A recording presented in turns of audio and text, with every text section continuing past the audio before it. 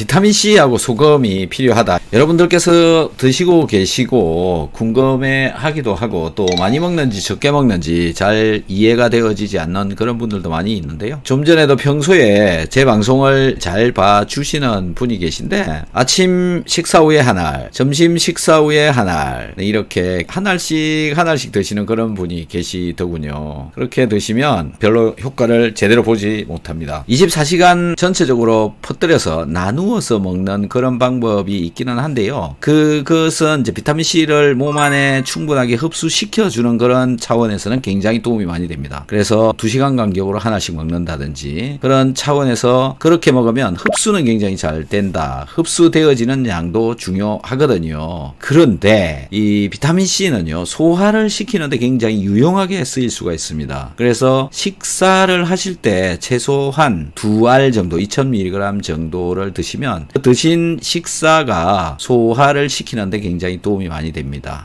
일반적으로 동양인들은 위산 분비량이 굉장히 서양인에 비해서 그런 데이터들이 있습니다. 그래서 음식이 잘 녹아야 되는데 녹지 않으면 소화가 잘 안 되어지고 소화가 잘 안 되어지면 결국 장이나 또는 혈액 안에서 각종 문제를 일으킬 수가 있다. 이런 것들 때문에 소화가 잘 되도록 먹는 것은 굉장히 중요하다. 그래서 소화가 잘 되도록 하기 위해서 필요한 양이 약 2g, 3g, 때에 따라서는 더 이렇게 섭취를 하시는 분들도 많고요. 저도 20여 년 동안 하루에 6g 이상 주로 식사할 때 주로 많이 먹어왔습니다. 비타민C는 그렇게 소화를 시키는데 일단 도움이 잘 되고요. 소화가 잘 되어야 나머지도 잘 되기 때문에 소화 잘 되는 목적이 가장 좋은 효과를 발휘하지 않을까 이렇게 생각을 하고요. 소화를 할 때 섭취되어진 것들이 소화에만 쓰이는 게 아니라 흡수되어져서 혈액 속에서 또 항산화작용, 기타 다양한 비타민C가 해야 되는 역할들을 하기 때문에 섭취를 해 주시는 것이 좋다라는 거죠. 비타민C 때문에 또 변비가 온다든지 각종 비타민C 부작용, 예를 들면 속이 쓰리다, 설사를 한다, 두통이 온다, 또는 졸음이 심하게 온다, 또 요로결석이 온다, 그 다음에 변비가 온다, 이런 이제 얘기들이 많이 있는데요. 다 비타민C를 먹음으로 인해서 몸에 대사의 변화가 있는 것으로부터 일어나고 있는 호전 반응의 개념으로 보시면 좋을 것 같습니다. 호전 반응. 그래서 좀 줄이거나 늘리거나 양을 조절을 하시면서 드시면요, 충분히 극복을 할 수가 있다. 그리고 평소에 속이 좀 쓰리신 분들은 식사 후에 드시는 것이 좋습니다. 그리고 식사 후에 먹다가 위장이 좀 튼튼해지면 다시 식전에 먹는 게 사실 더 좋다. 이렇게 보시면 될 것 같고요. 비타민C 안 드시고 계신다면 지금이라도 빨리 드시는 것이 좋고, 드셔보시면 효과가 조금이라도 나타나면 친구분한테도 먹으라라고 얘기를 하는 게 좋습니다. 자, 비타민C 안 먹고 있는 사람들도 굉장히 많고요. 아직도 먹는 사람보다는 안 먹는 사람이 훨씬 더 많습니다. 비타민C 생기 모양을 보면 약처럼 생겨가지고 이게 약인 줄 알고 안 먹으려고 하는 분들도 많은데요. 과일 속에서도 비타민C는 발견이 되어지고 있고요. 우리가 섭취하는 음식물 중에도 비타민C는 항상 들어있습니다. 그래서 그렇게 비타민C를 먹고 있기 때문에 비타민C 먹는 것, 비타민C가 몸 안에 들어와도 큰 문제는 없고요. 그렇지만은 평소에 비타민C가 들어있는 음식을 제대로 섭취를 하지 않았거나 몸에 비타민C가 거의 없는 듯한 그런 분들, 그런 분들도 있습니다. 그런 분들의 경우에는 조금씩 드셔야 됩니다. 500mg 이 정도씩 조금씩 드셔보시는 게 좋고요. 한꺼번에 많이 먹으면 응급실에 가는 수도 있습니다. 그래서 조심해서 드시고요. 양은 조금씩 늘리는 게 좋을 것 같습니다. 그리고 비타민C 못지않게 더 중요한, 비타민C보다도 사실 더 중요하다고 저는 생각이 되어지는데요. 소금을 음식에 넣어서 먹음으로 인해서 보충을 시킬 수밖에 없고, 염분은 소변으로 굉장히 많이 빠져나가고 있기 때문에 계속 보충을 시켜 주어야 된다. 마치 밥을 먹듯이 또는 고기, 단백질을 먹듯이 염분도 충분하게 먹어주고 남으면 빠져나간다라는 건데요. 비타민C보다 염분이 더 많이 부족한 것 같습니다. 저한테 전화가 와서 문의를 하시는 분들 이렇게 보면 뭐냐면 비타민C보다 소금이 더 문제가 있으신 분들이 더 많더라. 어제 방송에서 질문하신 분, 그분도 소화가 안 되고 있는 분이었는데 결국은 염분과 관계가 깊은 그런 분이라고 저는 생각이 되어지는데요.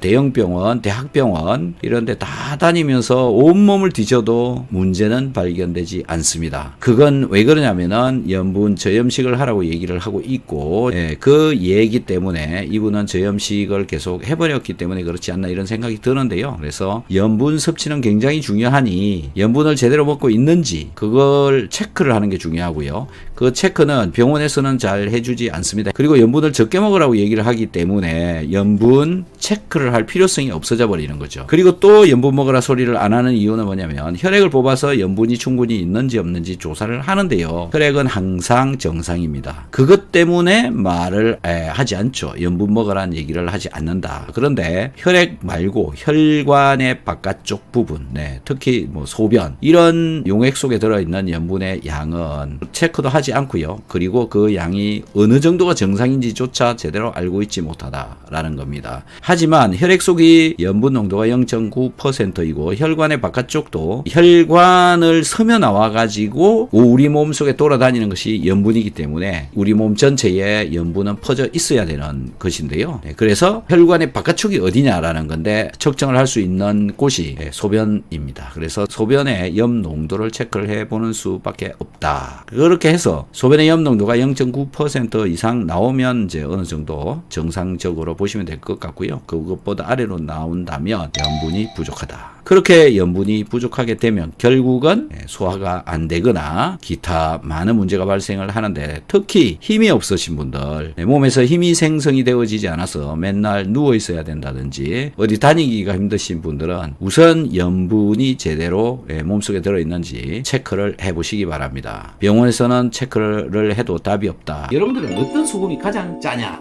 지금 여기서 한번 순서를 잡아보십시오. 어떤 소금이 가장 짠 소금이냐? 첫 번째 천일염이라고 하는 건데요. 천일염 속에는 염화 나트륨도 들어있고 염화 칼슘도 들어있고 염화 마그네슘도 들어있고 또 각종 전기가 잘 통하는 다른 물질들도 굉장히 많이 들어있습니다. 그래서 천일염이 가장 짜다. 너무 짜다.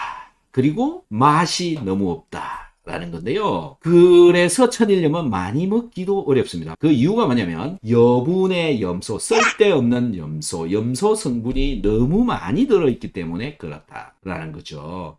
천일염, 정제되지 않은 소금 안에는 각종 물질들이 들어있는 데다가 염소 성분이 너무 많이 들어있다라는 겁니다. 소금 속에 들어있는 이 염소가 많으면 많을수록 산화성이 커집니다. 안티에이징이 안 된다. 항산화가 안 된다. 비타민C를 죽여 놓는다. 이렇게 되는 겁니다. 그래서 천일염은 사실상 먹으라고 권장하기에는 별로 좋지 않다. 그럼 어디서 쓰는 거냐? 천일염은요, 김장할 때, 배추 절일 때 쓰기에 가장 좋은 소금이다. 딱 요 정도 수준이지 먹을 만한 소금이 아니다. 그래서 굵은 소금을 드시는 분들은 별로 없습니다. 자, 이 천일염을 가져다가 죽염, 대나무 통에다가 그 소금을 집어넣고 가마에다가 넣어서 구워서 나온다. 구워서 나오는 건 어떻게 해서 나오느냐면 대나무가 다 타버리고 소금 기둥이 나옵니다. 이렇게 나온 소금을 또 잘게 부숴가지고 대나무에 넣어가지고 또 가마에 들어갔다가 나오고 이게 8번씩 반복되어지고 그러면 작업을 굉장히 많이 해야 되고 시간이 많이 들고 불을 8번, 9번이나 떼야 되기 때문에 소금이 비싸질 수밖에 없습니다. 그렇다고 해서 이 소금의 질이 굉장히 좋으냐? 그렇지도 않더라. 순수한 순도도 훨씬 더 떨어지더라. 이렇게 되어져 있습니다. 그래도 그 죽염이 천일염보다는 훨씬 좋다. 그래서 데이터를 제가 설명을 해드리도록 하겠습니다. 그 다음에 용융소금인데요. 용융소금은 천일염을 가져다가 열을 가해서 소금을 녹여버립니다. 아예 가마에 집어넣고 소금을 녹여버린다는 거죠. 그래서 100kg 정도의 천일염을 집어넣어서 열을 가해서 녹여서 50kg 정도가 남을 때까지 다 없애버린다. 많은 것이 없어지는데 그 중에 소금도 없어지고 물론 마그네슘도 사라지고 칼슘도 사라지고 아까 말씀드린 여분의 염소도 사라진다. 이게 다 날아가고 거의 남는 게 뭐냐면은 소금, 순수한 소금, NaCl 플러스 산화 마그네슘, 산화 칼슘 요 정도가 남습니다. 그래서 제대로 만들어진 용융 소금은 물속에 집어넣고 녹이면 뿌옇게 녹지 않는 게 생깁니다. 뿌옇게 녹지 않고 있는 그게 무엇이냐면 산화 마그네슘, 산화 칼슘이기 때문에 잘 녹지 않습니다. 그래서요, 뿌옇게 보이는 건데, 그 뿌옇게 보이는 게 결코 나쁜 게 아니다. 우선요, 똑같은 농도로 소금을 녹였을 때 pH가 어떻게 변하느냐 제가 실험을 해봤습니다. 천일염은요 3% 소금물 농도의 pH가 얼마냐면 7.5 정도 나옵니다.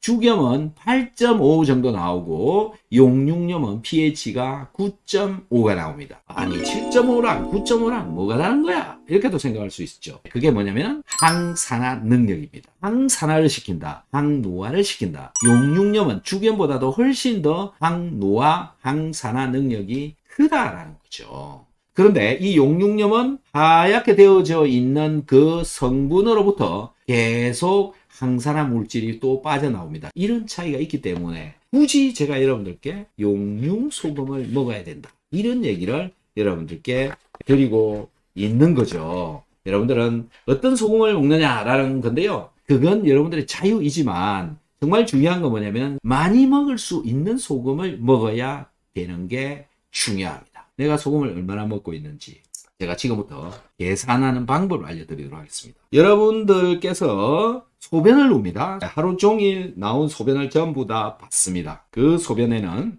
염분이 0.9% 정도 들어있어야 됩니다. 그게 정상적인 소변입니다. 하루에 소변으로 나온 양이 2리터고 2리터 속에 염분이 0.9%가 들어있어야 된다면 그 속에 들어있는 소금의 총량은 18g이 됩니다. 매일 18g은 먹어주어야 18g이 빠져나올 수가 있는 거죠. 만약에 소변이 하루에 1리터씩만 나온다. 거기에 0.9% 정도의 소금이 들어있어야 된다. 라고 한다면 9g의 소금이 나와야 된다. 이렇게 되는 겁니다. 그래서 수분을 적게 드시는 분들은 나오는 소변의 양이 적을 것이고 수분을 적절하게 드시는 분들은 소변 나오는 양이 1.5리터 정도 나올 것이고 물을 많이 먹는다라고 하시는 분들은 한 2리터 정도의 소변이 나올 것이다. 그래서 2리터의 소변이 나오는 분은 18g, 1리터의 소변이 나오는 분은 9g,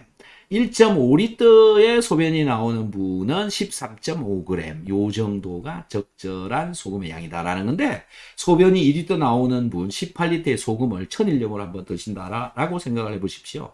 굉장히 짭니다. 먹기 어렵습니다. 너무 쓰고 짜고 그렇기 때문에 그렇습니다. 하지만 용융 소금은 그런 정도의 양을 음식에 넣어서 드시면 먹을만 합니다. 자, 이렇게 섭취를 해야 된다라는 겁니다. 그래서 용융염을 먹어야 된다라는 거고 또 소금을 충분한 양으로 먹어줘야 되는 이유가 위장에서 위산이 덜 분비되는 사람의 경우에 소금을 충분하게 먹어줘야 된다. 왜냐하면 소금이 위장에 들어가서 비타민C와 만나서 위산을 만드는 원료가 되기 때문에 그렇다. 소금을 용융염을 먹으라고 하는 이유는 첫 번째, 충분한 양을 먹을 수가 있다. 천일염은 먹기가 어렵다. 두 번째, 맛있다. 천일염과 용융염 맛을 비교를 해보시면 맛의 차이가 굉장히 많이 납니다. 물론 죽염과 용융염도 맛의 차이가 심하게 납니다. 죽염이 맛이 훨씬 없습니다. 이유는 덜 정제되어져 있고 간은되어져 있지 않기 때문에 그렇습니다. 그래서 죽염은 물에 넣으면 깨끗하게 녹아버립니다. 하지만 환원되어져 있는 항산화를 시킬 수 있는 용융 소금은 뿌옇게 되어져 있고 덜 짜고 많이 충분하게 먹을 수 있다. 그렇기 때문에 제가 용융 소금을 드셔라 이렇게 얘기를 하고 있는 겁니다. 여러분들 음식으로 반찬으로 소금 많이 드시고 계실 텐데요. 소금을 얼마나 먹고 있는지 계산 한번 해보고 그 다음에 그 소금이 부족한가 과한가 이런 것에 대해서 한번 알아보도록 하겠습니다. 우선 소금 속에 들어있는 건 뭐냐면 나트륨이라고 이제 많이 들어보셨죠? 저 나트륨은 금속이에요. 금속. 화학적으로 얘기를 하면 양성자가 11개가 있고 전자가 11개가 들어있어요. 소금 속에는 염소라고 하는 게 여분으로 엄청 많이 들어있어요. 칼슘도 들어있어요. 마그네슘도 들어있어요. 그 다음에 칼륨도 들어있어요. 그 다음에 약간의 중금속도 들어있고 또 뭐 불순물 같은 것들도 좀 들어있고요. 이렇게 만들어져 있는 게 소금이라고 보시면 되는데, 저기서 과하게 많이 들어있는 게 뭐냐면은 염소가 과하게 많이 들어있다. 그러니까 저 염소를 제거한 소금, 중금속 같은 거를 제거한 소금이 죽염이다, 용융소금이다. 그래서 어느 소금이나 사실 먹어도 큰 문제는 없지만 한은역을 가진 소금을 먹으려면 죽염이나 용융소금을 먹는 게 낫다. 여기서 환은역을 가지고 있는 것이라고 하는 것은 이 소금을 물에다가 넣었을 때 다른 것을 산화시키지 않는다. 죽염이나 용융시키지 않은 일반적인 소금은 그 소금을 녹인 물에다가 못 같은 걸 집어넣으면 못이 산화되어 녹이 썰어버린다. 그래서 사람이 먹는 소금은 죽염이나 용융소금을 먹는 게 훨씬 낫고, 그걸 반찬에 넣어 먹을 때도 그렇게 드시는 게 낫다. 그 염화나트륨 NA라고 나타내고 그 다음에 CL이라고 나타내고요. Na하고 CL, 즉 소금 분말 가루로 되어져 있는 것은 물에다가 집어넣으면 녹으면서 전자를 내놓습니다. 이 전자가 뭐냐면 항산화하는 데도 쓰이고요, 전기를 만드는 데 쓰여요. 그래서 나트륨이 부족하면 전기가 뛰는 힘이 약해진다. 전기가 통하는 게 약해진다. 그래서 몸에 힘이 없습니다. 소금이 부족한 분들은 대부분 힘이 없는 몸이 되어져 있는 경우가 많다.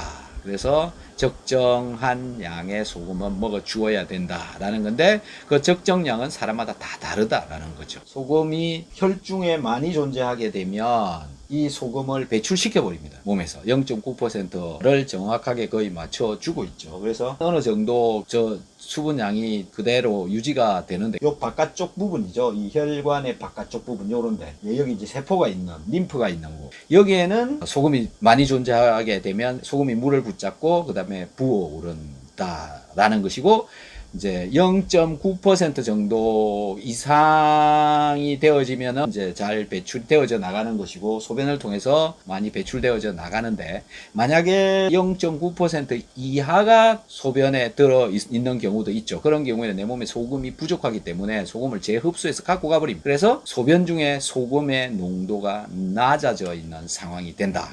그래서 이제 여러분들 몸에, 내 몸에 소금이 얼마나 들어 있는지 계산을 한번 해보자. 그래서 제가 한번 체중 60kg 기준으로 계산을 해보니까 60kg 중에 70%가 보통 뭐 70%가 수분이다 이렇게, 그래서 70%가 물이라면 42kg가 액체입니다. 근데 이 물 속에 사실 0.9%의 소금이 들어있어야 되는 게 정상적인 거거든요. 그래서 378g이 소금이 되어지게 됩니다. 이게 녹아가지고 우리 몸 전체에 액체 중에 들어있다. 여러분들이 먹고 있는 소금의 양이 줄어들면 이 총량이 쭉 줄어들게 되는 것이고, 저게 줄어들면 전기 통하는 양이 줄어든다라는 거죠. 그래서 하루 얼마나 소금을 바깥으로 빼내는지 계산을 해보면 300ml를 소변량이 나온다고 한다면 보통 하루에 한 사람이 소변 보러 가는 횟수가 5회, 6회 요 정도 돼요. 하루에 1.8리터 정도의 소변이 나와요. 그런데 정상적으로 소금을 먹었을 때 0.9%씩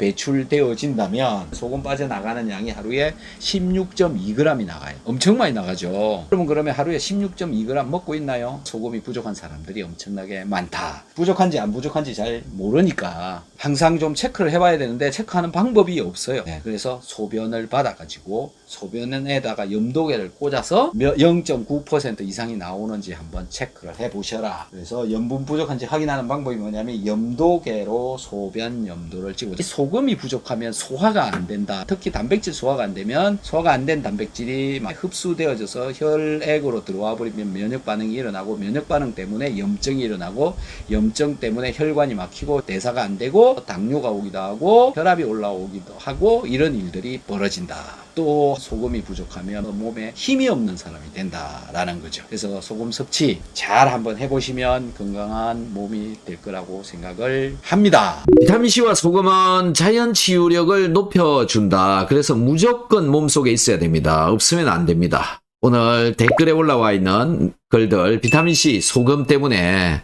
설사가 생기기도 하고 자극이 오기도 하고 구역질이 날 때도 있다. 뭐 이런 이야기들을 하시는 분들이 있죠. 그 다음에 비타민C 먹으면 만성적인 염증을 줄일 수 있습니까? 이런 질문을 또 하시는 분이 있었습니다. 첫 번째로 비타민C, 소금 이런 것들이 자극이 온다라고 하는데요. 자, 한번 봅시다. 안녕하세요 박사님, 질문이 있습니다. 지금 음식이 조금만 간이 강하게 되어 있을 때에 위염이 더 나빠지는 듯 하는데요. 박사님 말씀처럼 위산의 재료인 소금을 섭취한다는 게 두렵기만 합니다. 저처럼 위가 나빠진 상황에 소금을 어떻게 섭취를 해야 되나요? 라는 질문인데요. 자, 소금은 어떻게 섭취하는 거냐면요. 입으로 먹는 겁니다. 입으로 들어오는데 소금만 들어올 것이냐, 소금물이 들어올 것이냐, 음식에 섞여져 가지고 들어올 것이냐, 어떤 게 자극이 더 심하냐, 약하냐, 원하죠? 소금 가루가 들어오면 굉장히 짜겠죠. 녹으면서 바로바로 자극을 주기 때문에 소금물, 또 그것도 짜겠죠.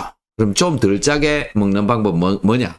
음식에 섞여서 들어오면 되죠. 음식 속에 숨어 있을 수 있거든요. 여러분들이 김치 드시면요, 김치 속에 소금이 많이 들어가 있죠. 그 소금이 어디 들어가 있느냐면 배추의 속에 들어가 있습니다. 물론 바깥에도 있습니다. 하지만 배추 속에 소금이 들어가 있는 겁니다. 이게 뭐냐? 한국인이 소금을 먹는 지혜로운 방법 중에 한 가지였다라는 거죠. 소금을 음식에 그냥 넣어서 먹으면 굉장히 강하게 짤 수밖에 없는데 김치, 배춧잎 속에 들어가 있으니까 이 혀가 소금을 느낄 수가 없을 정도로 해가지고 소금을 먹어줄 수가 있었다. 그래서 여러분들이 소금을 잘 챙겨 먹는 방법 중에 한 가지가 뭐냐 하면은 김치를 먹는 겁니다. 여러분들 중에 혹시 고구마를 드실 때 김치를 즐겨 드시는 분들이 있습니다. 고구마만 먹는 것보다는 김치를 먹으면 김치의 신맛과 고구마의 달달한 맛을 같이 즐길 수 있기 때문에 그 맛을 즐기는 것 때문에도 먹을 수가 있는데 그게 아니라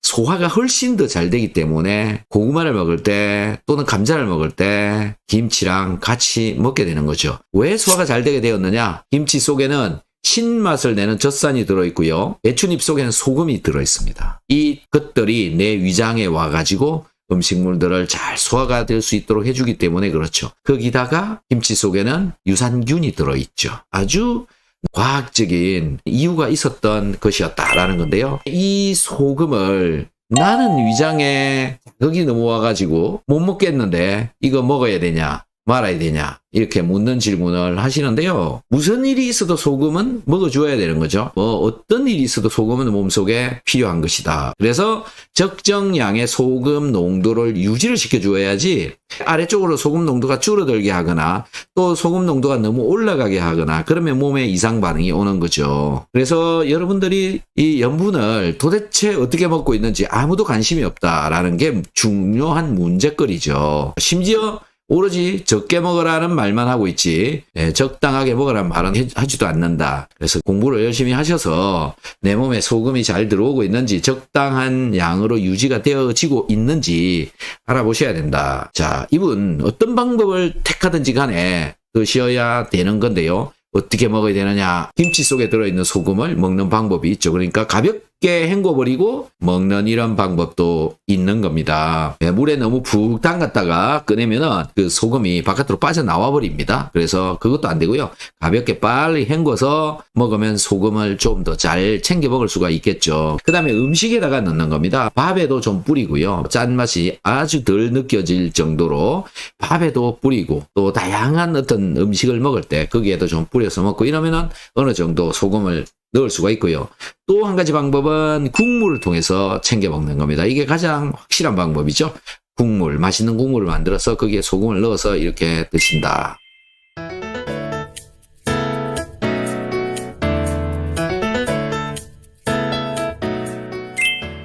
박사님, 한 가지 더 여쭙자면 저는 비타민C를 하루 한 개만 먹어도 설사를 하는데요. 저 같은 사람은 더 이상 못 먹는 건지요? 이분요, 답이 나와 있는 이야기죠. 자, 좀 전에 소금을 못 먹겠다 했던 그분하고 같은 분입니다. 왜 이럴까요? 소금도 힘들어, 비타민C도 힘들어, 나는 왜 이렇게 힘들어? 남들은 잘도 먹는데. 이거 뭐냐면요. 이분의 식도부터 시작해서 위장벽에 염증이 굉장히 심한 분입니다. 그래서 자극이 오는 거고 심지어 지금 비타민C 하루 한 개만 먹어도 설사를 할 정도로 이게 어디에 자극을 주고 있기 때문에 설사를 하고 있느냐라는 거거든요. 비타민C 한 알도 내려가게 되면 자극을 줘버린다. 누구는 자극을 안 주는데 나는 왜 자극을 주느냐면 여기에 염증이 생겨 있다라는 겁니다. 지금 내려가는 길에 곳곳에 지금 염증이 있다 이렇게 보시면 되죠. 이 손등에 비타민C 물을 또는 소금물을 올려 넣는다고 쓰리고 짜고 맵고 그러나요? 예, 안 그러죠, 그죠? 예. 근데 여기가 까져 있어요. 여기에 소금을 또 김치국물을 비타민C 물을 올린다. 어떻게 느껴지실 거라고 생각하십니까? 힘들겠죠. 자극이 굉장히 심하게 옵니다. 야, 나의 장속도 지금 염증이 굉장히 많이 생겨 있다. 그래서 지금 저 한 개만 먹어도 이런 이야기가 나오는데요. 이럴 경우에 그럼 어떻게 하느냐? 한 개를 드시지 말고요. 한 개를 3분의 1조각을 내가지고 그리고 또 가루로 내요. 그 가루를 음식에 전부 뿌려갖고 먹는 겁니다. 그러니까 하루 한 개를 먹으면 설사가 나는데 하루 한 개를 전부 가루로 내가지고 음식에다 쫙 뿌려가지고 먹는다라는 겁니다. 근데 제가 항상 말씀드리기를 비오유키소 소화효소제 전부 같이 먹어라 이렇게 얘기를 하고 있죠. 다 이유가 있습니다. 저런 분들은요 자극을 줄여야 되거든요. 자극을 줄이는 방법은 이 비타민C를 어디에다 싸야 되고 이 비타민C가 염증이 생긴 곳에 가서 잘 붙지 못하도록 만들어야 되거든요. 그래서 식사하기 전에 아니면 식사하는 중간에 먹는 방법도 괜찮다. 또는 식사 후에 먹어도 된다. 이런 방법을 택해 보시면 훨씬 덜 자극적으로 먹을 수가 있다. 그리고요 이렇게 먹지 않으면 소화를 정상적으로 해내기가 사실 어렵다. 그래서 무슨 일이 있어도 그냥 드시는 수밖에 없다라는 거죠. 한 달 전 우연히 강의 듣고 비타민 비오유키소 먹으며 장의 변화를 느낍니다. 너무 감사합니다. 주변에 알리고 있어요. 저는 소화불량, 역류성 식도염, 과민성 대장 때문에 오랫동안 고생하다가 요즘 희망이 보입니다. 감사드립니다. 질문이 있습니다. 1. 요즘 어린이집에서 제 음식을 시키는데 마음에 안 들어도 할 수 없지만 집에서라도 반찬을 만들어줄 때 어른 입맛에 맞춰도 될까요? 아들 며느리가 너무 짜게 먹인다고 음식에 간을 거의 안 해요. 어른처럼 용융소금을 먹여야 할까요? 이렇게 적어주셨는데요. 자, 여러분들은 소금을 먹고 애들은 소금을 안 먹어도 된다. 이게 말이 안 되죠? 네, 어린아이들은 뭐 다른 걸 통해서 소금을 열심히 먹고 있나요? 아이도 사람이고 어른도 사람이고요. 아이도 세포로 만들어져 있고 사람도 세포로 만들어져 있습니다. 우리 몸속의 세포들은요. 염분 농도 0.9%의 물속에 빠져 있는 것들이기 때문에 그 농도를 맞추어 주지 않으면 세포가 정상적으로 작동하기가 어렵다. 정상적으로 작동을 하지 않게 되면 몸에 문제가 생길 수밖에 없다. 에너지를 덜 만든다. 몸이 식어간다. 그래서 몸에서 염분이 빠진 몸의 경우에는 손발이 차가운 분들이 굉장히 많죠. 왜요? 에너지를 생산하기가 어려우니까. 그래서 기초대사는 염분이 있어야 제대로 돌아간다. 과학적으로도 이미 다 밝혀져 있는데 왜 이렇게 염분을 못 먹게 자꾸 얘기를 하는 건지요. 도무지 말이 안 되는 이야기들을 하고 있다라는 겁니다. 그게 얼마나 과학적이냐라는 걸 한번 보자고요. 이게 세포막입니다. 세포막, 인지질로 만들어져 있다. 이런 얘기 많이 들어보셨을 텐데요. 이쪽이 세포의 바깥쪽이고 이쪽이 세포의 안쪽입니다. 우리가 소금을 먹게 되면 소금이 세포의 바깥쪽에 나트륨이 이렇게 와 있고요. 이 나트륨은 농도가 진하고 이쪽 안쪽에는 나트륨 농도가 묽기 때문에 이 나트륨은 자꾸 안으로 들어오려고 그래요. 그리고 안쪽에 있는 칼륨 농도는 높고 이쪽은 칼륨 농도가 낮기 때문에 이쪽에 있는 칼륨은 이쪽 바깥으로 자꾸 나가려고 그래요. 에너지가 없으면 이게 이제 뒤바뀌는 겁니다. 나트륨은 안으로 막 들어오고 이 안쪽에 있는 이 칼륨은 이쪽 바깥으로 막 나가려고 그러고 몸에 에너지가 덜 생기면 덜 생길수록 이 균형이 밸런스가 무너져 간다라는 거죠. 근데 내 몸에서 이제 ATP를 만들어내 가지고 에너지를 만들어내면서 이 나트륨과 칼륨의 펌프를 돌리는 겁니다. 그래서 안쪽에 있는 칼륨을 바깥으로 나가는 게 아니라 바깥에 있는 칼륨은 안으로 들어오게 만들고 그 다음에 안쪽에 있는 나트륨은 바깥으로 밀어내게끔 하는 ATP가 ADP로 바뀌면서 이 에너지를 써가지고 능동 수송을 시키고 있습니다. 이러면서 우리 몸에 에너지를 또 만들어낸다. 라는 거죠. 여기서 발생하는 전기값의 차이로 우리 몸은 전기를 유지를 할 수가 있는 겁니다. 소변의 염분 농도를 열심히 재보시고요. 낮으면 열심히 챙겨 드시는 게 맞는 겁니다. 여러분, 제가 요즘 비타민C하고 소금 이야기를 굉장히 많이 하고 있잖아요. 그래서 이 소금과 비타민C, 그 다음에 위장의 자극, 그 다음에 설사, 소화 이런 관계에 대해서 열심히 말씀을 드리고 있는데요. 최근부터는 제가 그 실험을 할 수 있는 장비를 이렇게 조금씩 준비를 해서 실험하는 뭐 데이터 같은 것을 좀 공유를 해 드리고자 합니다. 그래서 오늘은 점심 시간 이후에 제가 2%의 소금물 농도를 100ml씩 만들어 가지고 pH가 어떻게 변하는지 제가 체크를 좀 해봤어요. 그리고 소금은 이제 천일염, 죽염, 그 다음에 용융소금 이렇게 서로 비교를 해서 pH가 어떤 차이를 나타내는지 여러분들께 좀 보여드리고, 그 다음에 비타민C 3%, 염도 3.3%의 소금물, 그러니까 용융염이랑 천일염이랑 pH가 어떻게 변하는지 그것을 한번 보여드리고, 그런 상황에서 pH의 변화에 따른 위장에 자극을 줄 수 있는 것에 대해서 좀 보여드리도록 하겠습니다. 제가 여기 앞에 조그만한 카메라를 하나 준비를 해서 이렇게 준비를 해놨습니다. 여기 보시면 수돗물이고요. 수돗물에는 소금이 들어있지 않아서 그냥 0이 나오게 되죠. 수돗물, 그 다음에 천일염, 요거 제가 2.0% 정도로 맞추었습니다. 그 다음에 죽염입니다. 2.1%, 뭐 2%라고 하고 보시면 될 것 같고요. 그 다음에 요거는 용융소금입니다. 이것도 지금 2% 이렇게 되어져 있죠. 전부 2%대고 수돗물에는 이게 들어있지 않은 거죠. 그 다음에 pH를 한번 체크를 해보겠습니다. pH가 차이가 확 날까요? 아니면 안 날까요? 그걸 한번 봐봅시다. 자, 수돗물 한번 봐볼게요. 수돗물이 7점 얼마 나오네요. 자, 7.2, 7.3, 7.3, pH라고 하는 거는 수소 이온 농도를 말을 하는 거죠. pH가 7이라고 하는 거는 수소 이온이 pH 7이라고 하는 거는 굉장히 적은 양이 들어있는 거예요. 그 다음에 천일염 한번 볼게요. 이건 천일염 2%, 이거 수돗물에다 녹인 겁니다. 7.5 정도가 맞는 결과라고 보시면 될 것 같아요. 다음은 죽염 8.8 정도 나오죠. 8.6, 8.6, 8.5, 8.6, 8.5, 8.6, 8.6 이 정도 나오죠. 그 다음에 수돗물에 좀 헹구고, 다음은 용융소금 한번 보시죠. 9.6입니다. 거의 pH가 1 정도는 더 높다. 1 정도 차이가 나면요 10배 차이 나는 겁니다. 이 정도로 용융소금이 더 알칼리성이 더 강하다, 이렇게 말씀을 드릴 수가 있는데요. 특징이 뭐냐면 이 밑에 바닥에 보시면 얘는 하얗게 이렇게 가라앉는 게 있어요. 이게 칼슘인데요. 이것 때문에 이런 pH를 나타낼 수가 있는 겁니다. 칼슘하고 마그네슘이 들어 있습니다. 하지만 죽여면 녹는 게 이렇게 없어요. 그래서 좀 전에 보셨던 그런 정도의 pH를 나타낼 수밖에 없다.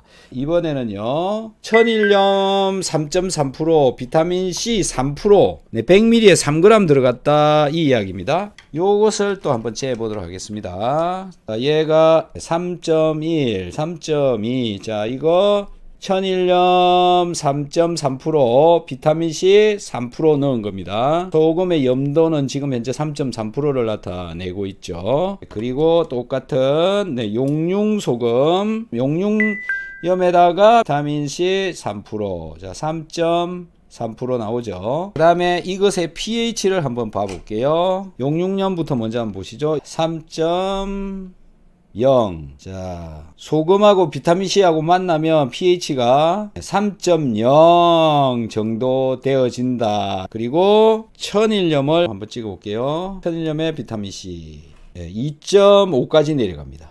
2.5. 그러니까는 요거는 5배 정도 수소 이온이 더 많이 들어있다. 즉 천일염하고 비타민C가 만나면 pH가 더 낮다. 얘는 pH가 얘보다는 5배 정도 더 높다 이렇게 되는 겁니다. 이 숫자를 가지고 이제 우리는 무엇을 해석을 할 수 있을까 라는 거죠. 그것에 대해서 한번 이야기를 해보자 라는 겁니다. 보시면 요게 비타민C고요. 아까 용융 소금하고 비타민C하고 만나게 되면 pH가 3.0이었죠. 그래서 3.0이 되면 요쪽으로 되어져 있는 양이 더 많다 이런 얘기인데, 천일염하고 만나면 이쪽으로 되어 있는 게 더 많다. 왜? 2.5였기 때문에 pH가 이런 얘기가 되는 겁니다. 용융 소금이 pH는 더 높고, 그리고 이 떨어져 나오는 것도 수소가 더 많이 떨어져 나와 버리게 된다 이런 얘기가 되는 겁니다. 그래서 여러분들 제가 비타민C를 식사하기 바로 전에 먹고 식후에 소금을 먹어라 이렇게 얘기를 하잖아요. 그러면 이제 위장 속에서 일어나는 변화가 이런 형태로 일어난다라는 겁니다. 여기가 식사를 한 시간입니다. 여기가 30분 식사 시작하고 15분 정도 되면 처음에는 pH가 1, 2 정도 되어 있다가 식사를 하게 되면 pH가 이렇게 쭉 올라간다. 4, 5까지 이렇게 올라가게 된다. 그 다음에 비타민C하고 같이 먹게 되더라도 이 pH는 올라간다라는 겁니다. 왜? 먹는 비타민C의 양에 비해서 식사량이 워낙 많기 때문에 이렇게 pH가 올라간다. 그리고 비타민C가 계속 녹아가지고 나옵니다. 나오면서 소화를 하는데 도움이 되고 산화형으로 바뀌어져 있는 경우에 분자를 안정화시키는데 비타민C가 기여를 하게 된다.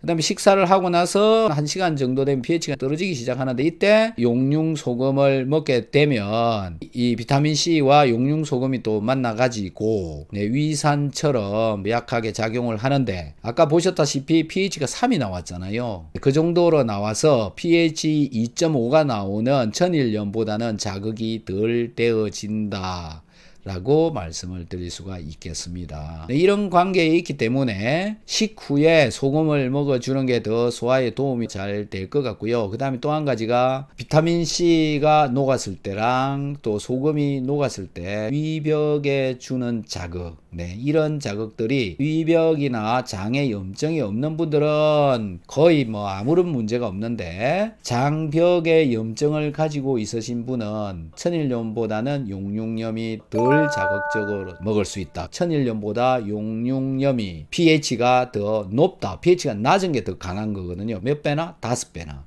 용융염이요. 그래서 설사를 더 줄일 수 있다. 요런 결론을 내려봤습니다. 알칼리 이온수를 만들기 위해서 이 어떤 소금이 더 옳으냐 이런 얘기가 여러분들한테 하고 싶었었는데요. 알칼리 이온수는 pH가 올라갈수록 좋은 건데, 천일염은 가장 낮은 pH, 주경은 8.6 정도 나왔고 용융소금은 9.67 정도 나왔습니다. 즉 용융소금이 더 알칼리 이온수를 만드는데 유리하다. 그 다음에 알칼리성 이온인 칼슘이나 마그네슘이나 이런 것들도 잘 흡수되어져 들어갈 수 있는 게 바로 용융소금이다. 이렇게 보시면 될 것 같고요. 그 이유가 이 속에 하얗게 들어있는 칼슘이 있다고 여러분들한테 보여드렸잖아요. 바닥에 하얗게 가라앉아 있는 이게 칼슘인데요. 이거는 위산 속에 들어가게 되면, 산성 용액 속에 들어가게 되면 녹아버립니다. 위장 속에 들어가면 녹는다. 그렇게 이해를 하시면 될 것 같고요. 이 칼슘이 있기 때문에 pH가 주견보다 더 올라간다. 이렇게 이해를 해보시면 될 것 같습니다. 신장한테 비타민C가 어떻게 도움이 되느냐라는 겁니다. 혈관이 중요하잖아요, 신장의 경우에는. 그래서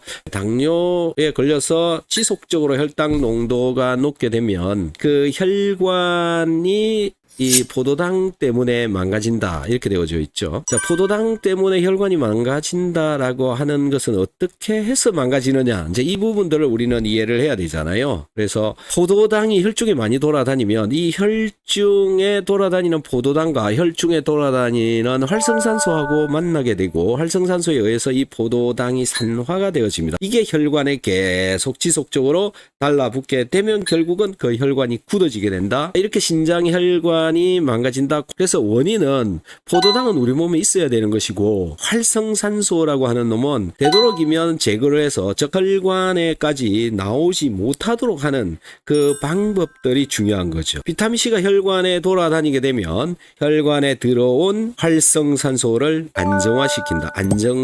되어진 분자로 바꾸어 준다라는 겁니다. 그래서 혈중에 비타민C가 있어야 된다라는 것이고요. 그 다음에 혈중에 비타민C가 또 바깥으로 빠져나가가지고 세포 주변에 있어도 세포로부터 나오는 활성산소를 떨어뜨릴 수 있다. 줄일 수가 있다. 그 다음에 혈관으로 또 들어오는 활성산소 양을 줄일 수도 있다. 이래서 비타민C는 내 혈관을 보호를 하고 혈당 높은 것 때문에 신장 혈관이 망가지는 것을 막아주기 위해서 필수적으로 있어야 되는 것 중에 한 가지다. 없어서는 안 된다. 꼭 먹어야 된다. 충분한 양이 있어야 된다. 여러분들 그래서요. 이 비타민C를 꼭 좀 섭취를 해 보시고 보신 분들만이 알 수 있는 것입니다. 열심히 챙겨 드셔서 여러분들의 신장을 보호를 하는데 도움이 되기를 바랍니다. 그런데 신장에 나쁘다 또는 신장 결석이 생긴다라는 것 때문에 비타민C를 또 못 먹게 하는 사람들도 있죠. 다 거짓말이 되는 거다. 신장 결석이 생기기 때문에 비타민C를 왜 못 먹게 하느냐라는 거예요. 결석은 어떻게 생기느냐라는 거예요. 그런 것들에 대해서 한 개도 말은 안 해주고 그냥 신장 결석 생기니까 안 됩니다. 이런 개소리만 떠들고 있는 그런 사람들이 많이 있거든요. 그래서 절대 그런 이유를 달지 않고 말을 하고 있는 것들은 절대 믿으면 안 된다라는 겁니다. 저한테 신장 비타민C 관련해서 너무너무 많이 질문을 하는데 정말 헛소리 하는 사람들 때문에 제가 힘듭니다. 그리고 신장에 문제가 생기는 대부분은 뭐냐면은 혈당이 높아서 일어나고 있는 것들도 있지만 대부분 여러분들이 먹고 있는 항생제가 문제입니다. 요거를 머릿속에 딱 넣으시고요. 이게 첫 번째입니다. 소금이 그런다. 그거 다 거짓말입니다. 아니 소금물과 비타민C 물이 만나면 돌이 된다. 이 말이나 되는 소리입니까? 실험이라도 간단하게 해보면 금방 알 수 있고요. 또 여러분들 몸에서 허다하게 일어나고 있는 겁니다. 여러분들은 소금과 비타민C를 항상 내가 먹지 않으려고 아무리 노력해도 먹고 있습니다. 여러분들이 먹고 있는 음식들에 비타민C가 항상 들어있고요. 소금이 항상 들어있습니다. 그러면 그 많은 사람들이 돌이 다 생겨야 되는 거잖아요. 왜 안 생기죠? 그냥 그렇게 단순하게 조금만 생각해봐도 된다.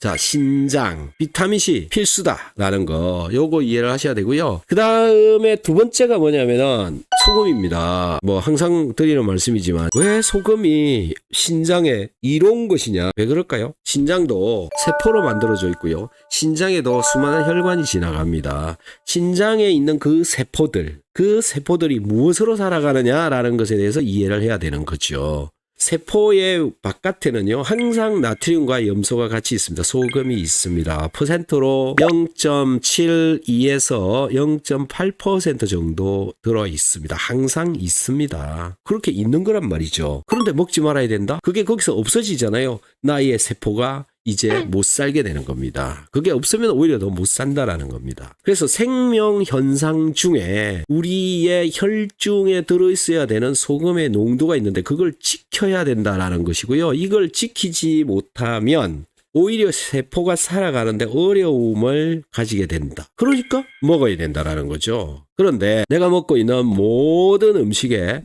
소금을 줄여서 드세요라고 신장내과 의사들은 항상 여러분들을 얘기를 듣고 있을 겁니다. 그러면 모든 음식에 소금을 다 빼고 먹으면 신장의 소금은 어떡하죠? 계속 빠져나가고 몸에 있는 거 빠져나가고 그러면은 신장이 살 수 있겠습니까? 신장만 못 사는 게 아니고요. 내 몸에 심장도 살기가 어렵고 뇌세포도 살기가 어렵고 내 몸 전체가 살기가 어렵습니다. 그래서 신장에 문제가 있어서 소금을 극도로 줄이고 계시는 분들이요. 그렇게 하시다가 결국은 투석하다가 어느 날 갑자기 심장마비로 돌아가십니다. 아무 이유 없이 심장마비로 돌아가신다는 거죠. 그렇게 죽고 있는 사람 엄청 많다라는 겁니다.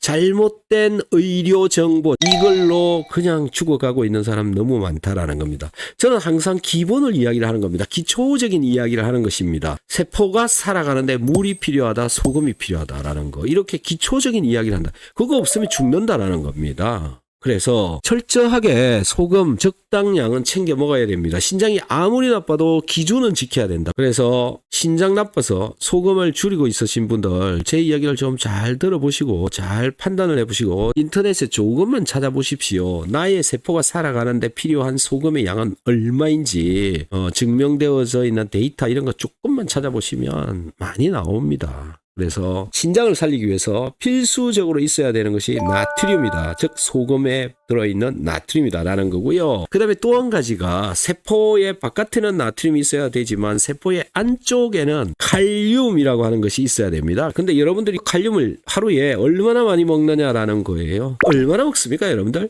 먹고 있는 양은 얼마나 먹고 있는지 아십니까? 내 몸에 부족한지 필요한지 모자라는지 아시고 계십니까? 칼륨을 소금처럼 챙겨 드시는 분이 계십니까? 없죠. 저도 그렇게 챙겨 먹기가 어렵습니다. 근데 저도 칼륨 먹습니다. 무조건 있어야 되는 나트륨만큼이나 꼭 필요한 원소 중에 한 가지다라는 거고요. 하루에 권장 섭취량 3,600mg 정도 필요합니다. 이렇게 많이 필요해요. 그런데 여러분들은 음식으로 겨우 충당하고 있는데 그것도 죽지 않을 채소 양으로만 지금 현재 먹고 있다라는 거죠. 이렇게 먹어가지고 되겠냐 이런 얘기입니다. 나트륨, 칼륨 철저하게 챙겨 먹어야 된다. 신장의 세포한테 꼭 있어야 되는 것이다. 라는 거죠. 다음은 무엇일까요? 라는 건데요. 식이섬유질입니다. 키토산인 이유를 또 설명을 드리죠. 식이섬유질이 신장하고 어떤 관계를 나타내는지 제가 지금부터 설명을 드려보겠습니다. 신장이 걸러야 되는 물질의 양을 줄여준다라는 겁니다. 이 중에서 가장 대표적으로 중요한 게 뭐냐면은 단백질입니다. 소화가 제대로 되어지지 않은, 분해되어지지 않은 단백질들이 장 누수를 통해서 자꾸 흡수가 되어지면 이 단백질은 내 혈중 또는 림프액 속에 들어있는 면역세포들과 계속 싸우게 되고요. 이것들이 또 혈액에서 걸러야 되는 물질로 바뀌게 됩니다. 그게 혈중에 자꾸 돌아다니게 되면 또 신장에 부담을 주게 된다.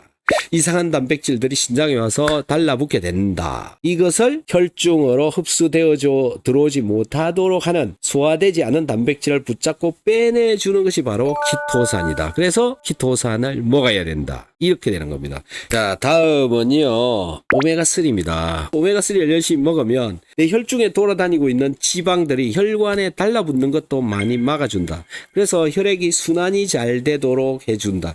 혈액 순환이 잘 된다. 라는 겁니다. 오메가3를 먹어보면 모세혈 혈액순환이 굉장히 잘 된다. 이런 거를 여러분들이 몸소 느낄 수가 있을 정도로 표시가 날 정도로 오메가3가 혈액순환을 시키는 데는 탁월합니다. 다만 좀 많이 먹는 게 좋죠. 그래서 병원의 의사 선생님들도 오메가3를 처방을 합니다. 혈관 관련 질환이나 혈압을 가지신 분들이나 한테 오메가3를 처방을 해서 줍니다. 보통 최소 6g 이상 먹어라 이렇게 얘기를 하고 있어요. 오메가3를 6g 정도씩 먹으면 혈액순환이 굉장히 잘 된다. 중성지방 떨어뜨린다. 혈액순환을 잘 되게 해준다. 그 다음에 눈이 건조한 것을 막아준다. 이런 기능이 있다라는 건데요. 신장의 모세혈관 혈액순환을 잘 되도록 해주는 것이 오메가3다. 그래서 오메가3를 챙겨 먹으면 신장한테 도움이 되는 것입니다. 여기까지 이제 이해가 되셨죠? 물, 비타민, 오메가3, 키토산, 소금. 궁금한 내용들은 여기 댓글에다가 여러분들 열심히 올려놓으시면 제가 또 답변을 드리도록 하겠습니다.